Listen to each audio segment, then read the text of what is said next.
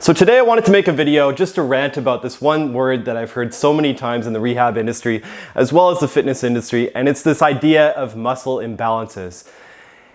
It really is a word that I can't stand. I never use it with my clients. Stay tuned to find out why.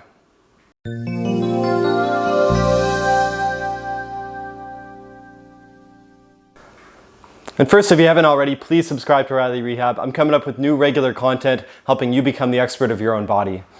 Now, for those of you who don't know, the whole idea of muscle imbalances is basically on your body, on any given joint, on one side, muscles are more likely to get tight and strong, where muscles on the other side are more likely to get weak.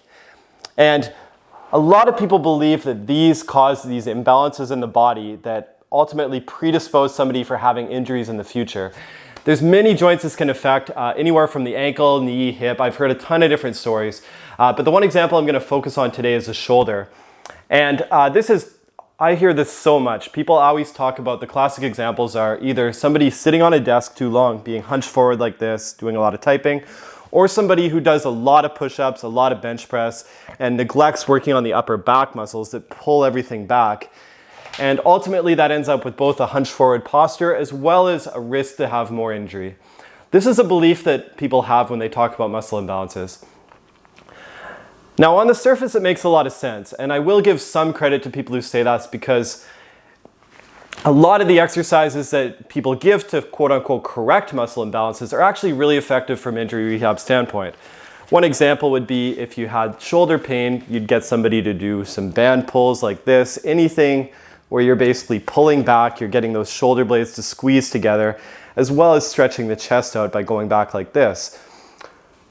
Both those are very effective exercises. I've seen them work in many cases to relieve pain, sometimes even permanently fix posture. However, where people get it wrong with this whole muscle imbalance thing is when they start saying that some area is too strong.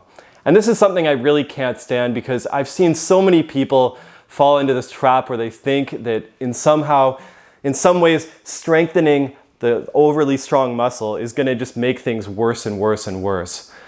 This is absolutely not true. First off, there's no evidence to prove that getting something that's too strong stronger is going to make it worse in itself.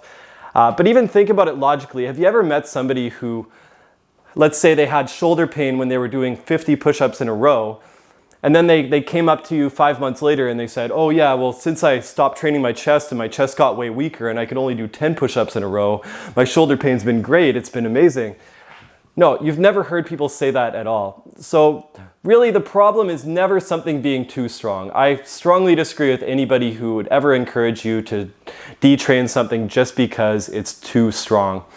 And I know if you are watching, some of you may be so deeply swimming in the muscle imbalance Kool-Aid that you may be afraid to do any exercise at the gym just because you were told by multiple professionals that you have these imbalances. And I would say, unless those particular things are triggering your pain in some way, you often can get away with doing them anyways. However, if you're one of those people where you don't have pain anymore, but you're just kind of believing that your muscles are imbalanced, you really can strengthen anything any way you want.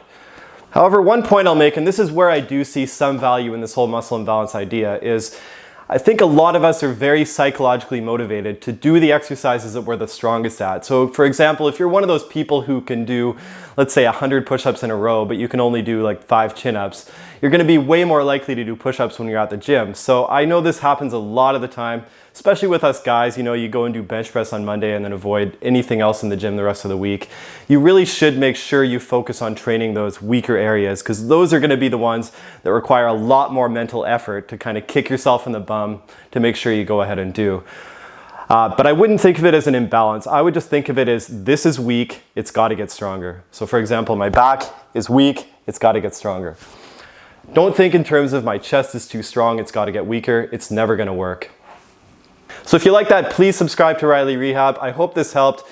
I'd love to hear what your opinions are on this whole muscle imbalance thing. It happens to be the one word that I really can't stand in the rehab industry. But if you have any other opinions, please let me know. I'd love to hear what you have to say.